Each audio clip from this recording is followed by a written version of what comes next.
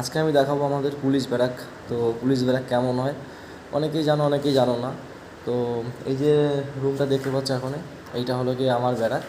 আমার বলতে এই রুমে আমরা অনেকেই আছি, তোমাদেরকে দেখাচ্ছি। এই দেখো, এখানে একটা বেড রয়েছে, এইখানে রয়েছে দুটো। তো পুরো রুমই এখনও ফাঁকা আপাতত, কেউ নেই। অনেকে ডিউটি চলে গেছে, অনেকে গার্ডে চলে গেছে। আর একটা জিনিস তোমাদেরকে দেখাই, এই ব্যারাকের আগে আমরা 4 ব্যাটালিয়নে এসেছি, প্রায় 2 বছর হতে চললো।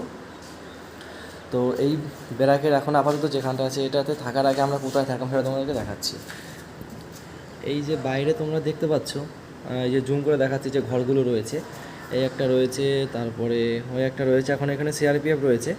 তো এরকম আরও কিছু ব্যারাক ছিল ওই পাশটাতে যেখানে আমরা থাকতাম। তো সেখানে বৃষ্টি হলে কী হতো, বৃষ্টি হলে ভিতরে জল ঢুকে যেত।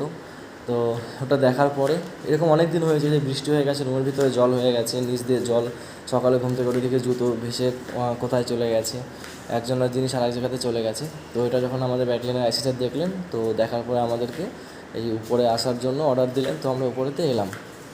তো এখনও বেশ ভালো, এখানে দেখতে পাচ্ছ বেশ চকচকে সব কিছু রয়েছে।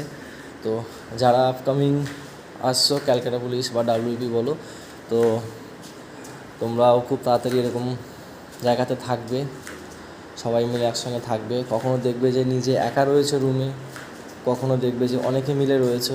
তো এরকমই চলবে। তো তোমার পাশের বেড যে রয়েছে, হয়তো তার সঙ্গে তোমার অনেক দিন বাদে দেখা হবে না।